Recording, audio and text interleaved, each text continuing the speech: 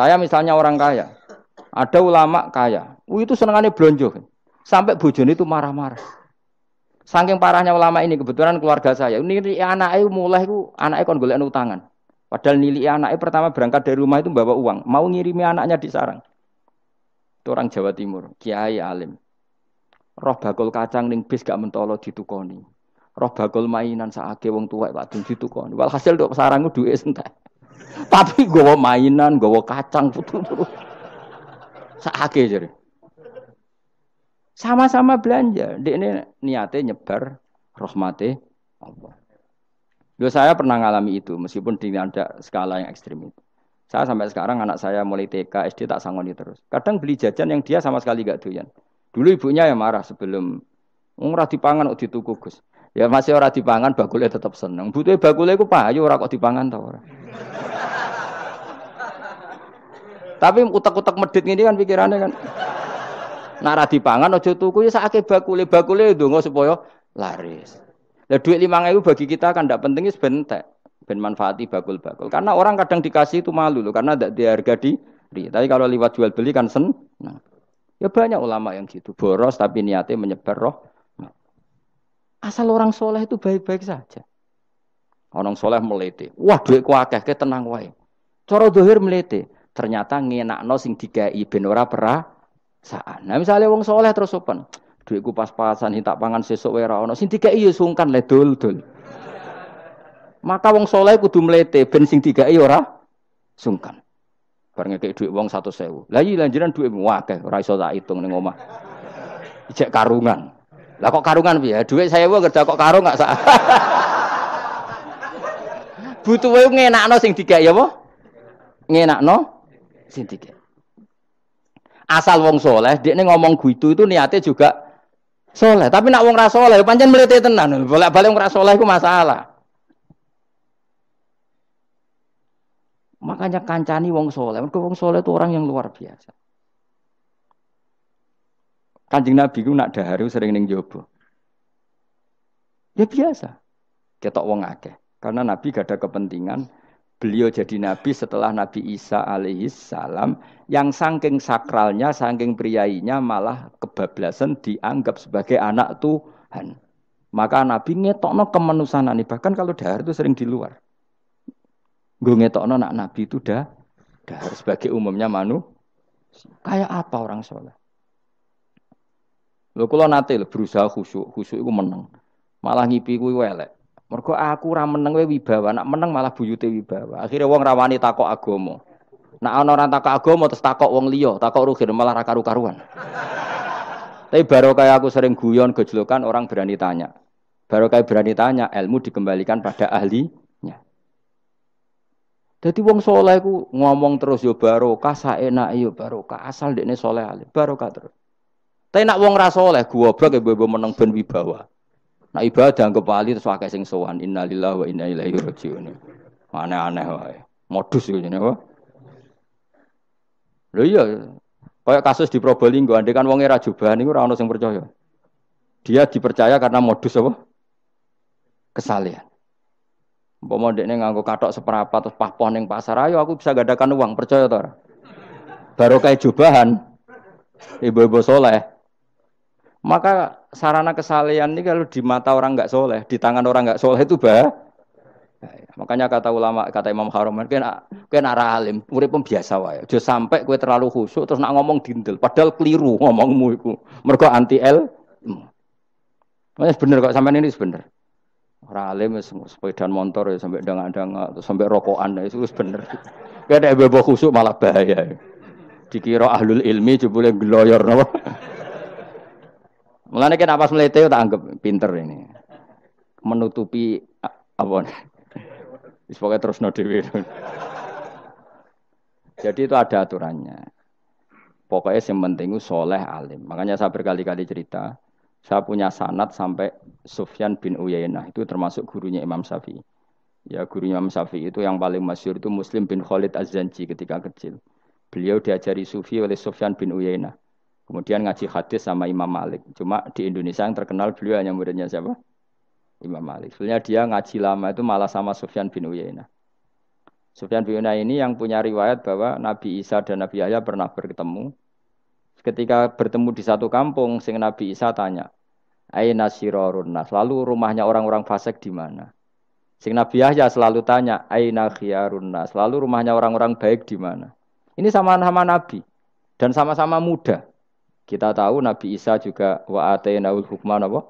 Sobia. Nabi Yahya ya Yahya khudil kitab bi quwwah wa atainaul hukma sobia. Nabi Yahya juga mulai cilik alim. Nabi Isa juga mulai cilik alim wa yukallimun nasa fil mahdi wa kahla. Ini sama-sama orang alim mulai kecil hanya dua itu, Yahya dan siapa?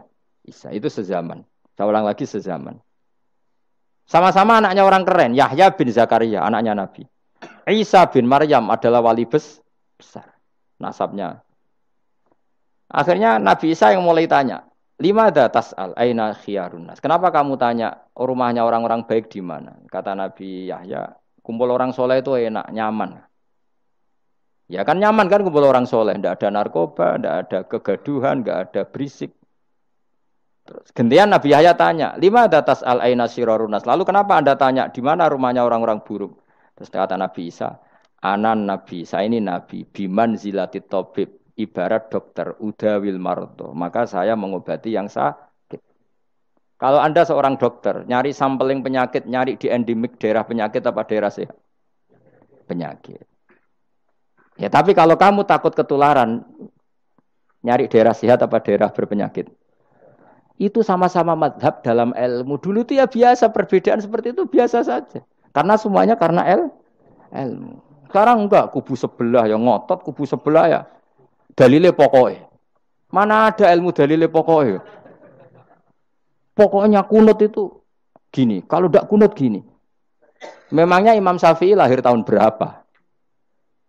Kunut enggak kunut itu ada sebelum tahun 12 dan tahun 26. Gue eleng-eleng. Nak di vulgar roh jare vulgar. Nak iku ra paham banget. Maka orang-orang alim tahunya ya kunut dadak kunut itu al-khilaf baina madzhabi Syafi'i wa madzhabi Abi Hanifah. Sekarang tahu-tahu di zaman akhir jadi politik identitas. Kayak misalnya begini, tak contohkan lagi perdebatan. Pakai peci putih. Gus Naji itu putranya Mbah Mun, meyakini pakai peci putih sunat sehingga santrinya pakai peci putih. Mbah saya, Ki Hamid Pasuruan juga pakai peci putih. Santri sebelah kiri semuanya pakai peci putih karena putih itu sunat ya sudah pakai peci putih. Tapi kalau Mbah Mun itu santrinya enggak boleh pakai peci putih. Haram kata beliau. Kata beliau, "Cung kajine wong desa-desa nganti adol Tegal, adol sawah. Mbok saingi kethu 5.000." Kata beliau. Nglarakno atine wong dosa apa haram? Dosa, Mbah. Lah ya iku dosa, mulane haram. Sehingga takanya akan santri sarang semua. Enggak ada santrinya Mbah Mun pakai peci putih, kecuali yang sudah kaji. Karena pikiran beliau itu menyakiti orang katanya. Karena kaji ini adol Tegal disaingi 5.000. Tapi Mbah Mun sebagai orang alim yang membiarkan pondoknya Gus Naji pakai peci putih. Mbah Naji juga membiarkan ketika pondoknya Mbah Mun pakai hitam. Makanya saya keterusan peci. Saya itu sudah kaji, tapi karena saya mulai dulu nggak pernah pakai peci putih terus keterusan sampai sekarang. Tapi suatu saat aku juga nganggu kan, entah kapan suatu saat. Jadi aku sowan Nabi yo keturunan iri. Keterusan diharamno terus kebablasan ini. Itu logika ijtihad. Sama misalnya khasnya ulama itu pakai jubah, pakai apa? Ya sudah itu khasnya ulama. Terus kayak misalnya neng parkiran macak ngono. Alasannya anut ulama. Kira-kira menyinggung orang apa ndak kira-kira? Kowe kelakuanem cek ra karuan jubah sunah Rasul terus kene parang tritis delok wong macem-macem. Coba, kacau gak? Elek-eleki nasab apa enggak? Boy orang itu mikir, jadi karena ada selalu masalah ijtihadiyah.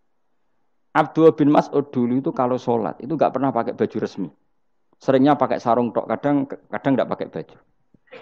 Ketika ditanya, kamu ashabu Rasulillah, kenapa sholat dengan cara seperti itu? Terus beliau ngendikan, wong ben roh nak standar minimal sholat seperti ini. Kalau saya sholat selalu pakai pakaian sempurna, nanti dikira itu aturan fardu dan umat menjadi berat. Sampai seperti itu ulama menjaga konstitusi bahwa yang penting dalam sholat adalah satrul aurah. Zaman itu sudah sahabat dan tabiin karena Nabi sudah wafat itu sudah pakai pakaian lengkap. Tapi Abdul bin Mas'ud tiap sholat di masjid dia menunjukkan pakaian paling tidak lengkap. Jadi pernah beliau sholat itu hanya pakai sarung, terus diikatkan di lehernya. Ketika ditanya, dulu kita dengan Nabi pernah sholat seperti ini. Akhirnya ulama menjadi tahu nak ngono sholat paling pokok itu nutupi mabena surah war rukbah. Andai kan tidak ada cerita Abdul bin Mas'ud mungkin dikira sholat syarat sahnya ya seperti itu. Maksudnya pakai jubah terus, pakai pakaian begitu terus. Barokahnya Abdul bin Mas'ud orang tahu standar minimal. Jadi kalau ulama itu motifnya seperti itu. Rasulullah kira-kira senang qiyamul lail apa enggak? Senang. Tapi beliau qiyamul lail di masjid hari keempat, hari kelima sudah tidak keluar ke masjid. Karena Nabi kalau selalu melakukan nanti dikira dikira. Tapi kalau enggak melakukan nanti orang enggak qiyamul lail. Maka Nabi pernah melakukan ya pernah tidak. Ya sudah itu konstitusi dalam tradisi ulama.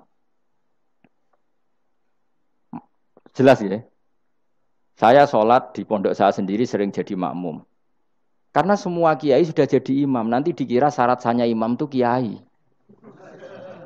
Repot. Makanya saya tunjukkan kiai juga boleh jadi makmum. Andai kan semua kiai jadi makmum, saya nanti jadi imam. Ya semua ulama mulai dulu tradisinya gitu. Karena yang dikatakan fardu kifayah itu kalau sudah ada yang melakukan, yang lain tidak usah. Biar seimbang. Sekarang enggak do geruduk kabeh. Makanya terus kacau. Coba sekarang misalnya gini. Andai kan semua orang melakukan kebenaran kesunatan, yaitu misalnya semuanya ambisi iktikaf di masjid. Terus tidak ada orang melakukan kebenaran ngrumat yatim, ngrumat jenazah, ngrumat jalan-jalan raya. Kan kacau. Mergo semuanya satu variasi kebenaran iktikaf di masjid. Yatime sedang do mati, mergo do iktikaf kabeh. Tapi baru kaya ono sing itikaf ning prapatan, nek ono wong tiba iso nulung, nek ono wong kesasar iso tako. Baru kaya wong sing itikaf ning prapatan. Sayange terus bidung-bidung barang ku sayange. Sakjane niat itikaf ku sah. Nawaitul iktikaf linusrati thoriq. Niat ingsun itikaf nulungi dalan ben nek ono wong butuh. Coba sekarang, orang yang kecelakaan, pertolongan emergensi orang yang itikaf di jalan apa yang di masjid? Di jalan, barokahnya banyak itu tim SAR gratis. Umpama do niat soleh kabeh bumine pangeran, sah mbok itikaf. Mulai sesuk gak apa-apa, itikaf ning perapatan. Tapi buktikan kamu tidak berbuat macam atau tulisi relawan orang tersesat. Jadi ajane kebaikan itu ada di mana-mana. Makanya Nabi menyatakan kebaikan orang itikaf ya dikatakan Nabi baik. Orang yang jalan-jalan kemudian ada duri disingkirkan juga disifati Nabi orang baik. Orang yang rumah yatim disifati Nabi orang.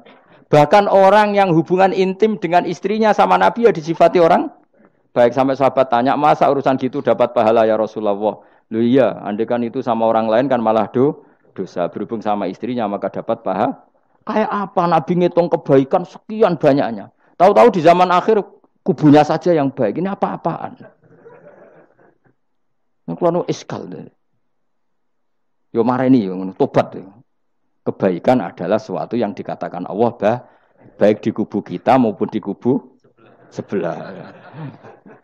Mau kubu sebelah ya apa saja. Baik di partai kita maupun di partai sebelah. Maupun di ormas kita maupun ormas karena semua kebaikan otoritasnya di Allah Subhanahu. Ada nabi yang senengane ngurus wong fasik, Nabi Isa. Karena berpikiran nabi itu tabib, ya tabib itu yudawil mar untuk mengobati yang sah. Ada nabi kayak Nabi Yahya. Karena kalau orang kayak kamu tak suruh ngobati orang fasik, kira-kira katut ta sing fasik tobat. Cara rohin tak cul ngobati wong wayu, kira-kira sing katut sapa? Sing ayu dadi ngaji apa sing ngaji dadi. Ya ukur dhewe, nak ora kuat niru Nabi Yahya, nak kuat niru Nabi Isa. Tapi kowe ora nabi masalah. Ya sudah, yang penting roh ilmunya. Bahwa dulu itu biasa. Nah khilafnya ulama kira-kira seperti itu. Yang peci putih ya silahkan gue iling-ilingan, nak putih itu sunnat. Tapi sing ireng, piye-piye kaji desa iku disaingi kedul 5.000 gak terima aja. Yakin deh bos. Nah saya ini mulai kecil di sarang. Tapi mertua saya itu keluarga Pasuruan. Jadi saya ya Lucunya saya kalau ngajar di Pasuruan pakai peci hitam. Sebagian santri separuh pakai peci hitam menghormati saya. Sebagian pakai putih menghormati kiainya. Jadi jadi saya lihat ini ya sepanjang sejarah kalau saya ngajar itu jadi warna-warni itu karena tadi saya kaget doh kok banyak yang pakai peci hitam. Menghormati jenengan Gus. Yang putih masih banyak-banyak separuhan. Ya enggak ada yang merencanakan ya alami saja.